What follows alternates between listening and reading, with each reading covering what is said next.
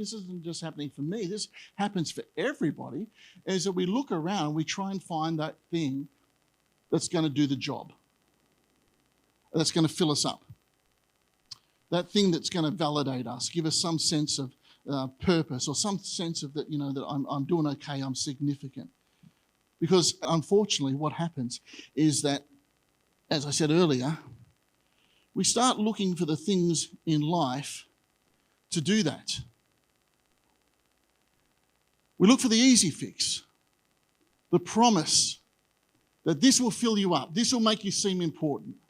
If you just do this, and you'll have significance, that you deserve this, so why don't you take a little bit extra? Or why don't you go to that person and just see what you can squeeze a bit more out, see if you can squeeze a bit more out of them.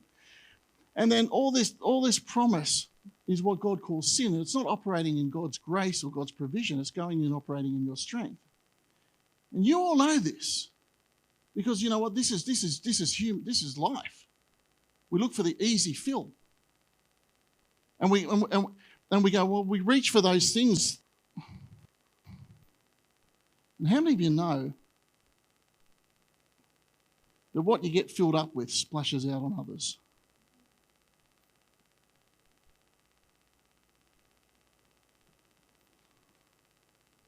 You don't want that. And I don't want that. But what I've heard over these past 2 to 3 years is that pastors just like myself and congregations just like this have either burned out and have gone, it's not worth the expenditure. I've got nothing. And they quit. Or they disqualify themselves because they just need something to make them feel like they're doing okay. And addictions and all, bad habits, just unhealthy dynamics in relationships, they start to creep in and they start to permeate everything. And so pastors either quit or they get disqualified from something. And so what we need is something greater to fill us up.